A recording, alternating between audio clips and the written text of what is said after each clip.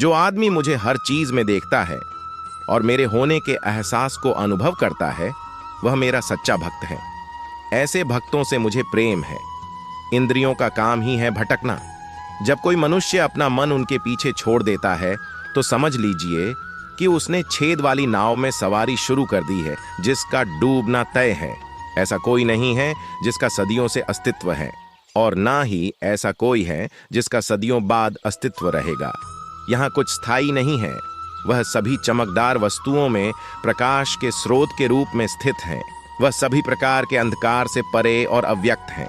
वह ज्ञान का विषय है और वही ज्ञान का लक्ष्य है। वह सबके हृदय में विराजमान है। तुम उसी को देख पाते हो जो तुम हो, और तुम वही जो तुम देखते हो। मैं सभी के घरों में निवास करता हूँ। मेरी ऊर्जा सभी जगह समान रूप से वितरित है। जो मुझे पहचान लेता है उसको मैं भक्ति रस प्रदान करता रहता हूँ।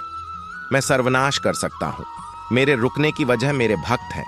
जिस दिन मेरे सभी भक्त मर जाएंगे, मैं सर्वनाश कर दूंगा। जो व्यक्ति अहंकार से मोहित होकर अपने कर्मों को अंजाम देता है, मैं उसके खिलाफ खड़ा होता हूँ। तुम हमेशा के लिए यहाँ रहने वाले नहीं हो। तुम्हारा जीवन बहुत सीमित है। जो मनुष्य यहाँ आता है वह अपनी क्षमता को तलाशने के लिए आगे बढ़ता है। ये गलत नहीं है अगर तुम निस्वार्थ भाव से अपनी गति करते हो। स्वभाव के द्वारा निर्धारित कर्तव्य का पालन करने से कोई पाप नहीं होता है। हम वास्तव में कभी दुनिया का सामना करते ही नहीं हैं। यहाँ रहकर हम जो भी अनुभव करते हैं वे हमारी इंद्रियां हैं। तुम केवल अपने कर्म पर नियंत्रण कर सकते हैं। तुम्हारे कर्म के परिणाम का तुम दावा नहीं कर सकते। हारने का डर, असफलता का भय, कर्मों के साथ भावना जोड़ना सफलता की सबसे बड़ी बाधा है। ये विचार मन को अस्थिर कर आपकी क्षमता को लुटता है। स्वार्थ से जुड़े कर्म आपको दुनिया में कैद करते हैं। व्यक्तिगत लाभ के बारे में नहीं सोचें और निस्वार्थ भाव से काम करें। जो मरे प्रिय हैं उनको मौत का भय नहीं रहता है। मौत उनके लिए मात्र पुराने वस्त्र उतारने के बराबर है। इस दुनिया का आकर प्रत्येक मनुष्य के लिए अलग अलग है। मनुष्य अपने सोच और कर्म से इस दुनिया का आकर निर्धारित करता है। अपरिपक्व लोग सोचते कि ज्ञान और कर्म अलग अलग हैं, लेकिन बुद्धिमान उन्हें एक ही मानते हैं। मनुष्य अपने कर्म ज्ञान के अनुसार ही करता है। मृत्यु के समय आत्मा केवल देह को त्यागती है, अपना अस्तित्व नहीं। इसलिए मृत्यु को लेकर कोई भय पैदा मत करो। गीता का सार यह है कि प्रत्येक प्राणी में विराजित ईश्वर को देखो और उसके अनुसार अपने कर्म करो। गीता कोई आज्ञा की पुस्तक नहीं है, बल्कि विकल्पों की पुस्तक है। जब मनुष्य सांसारिक विषयों के बारे में सोचता है तो आसक्ति आ जाती है।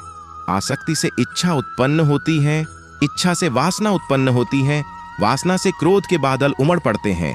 इसलिए ध्यान को सांसारिक विषयों से हटाकर कृष्ण में लगाओ। एक बुद्धिमान और मूर्ख के बीच केवल सोच का फर्क होता है। जिसका कर्म सात्विक है उस निर्णय बेहतर होगा और वह मनुष्य परिणाम को लेकर भावनाओं में नहीं उलझता है। केवल इच्छाओं को वश में करने से काम नहीं चलेगा। स्वामित्व और अहंकार को भी वश में करना होगा। सात्विक व्यक्ति ऊर्जा से भरा होता है।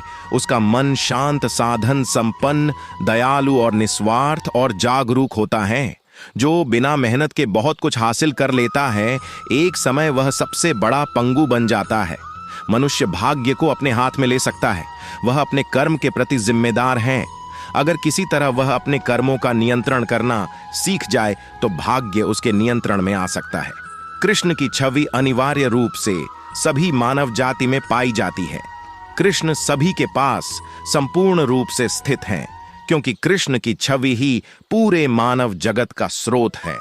सुख तीन प्रकार एक होते हैं: निरंतर प्रयास से मिलने वाला सुख, इंद्रियों से मिलने वाला सुख, तामसिक सुख।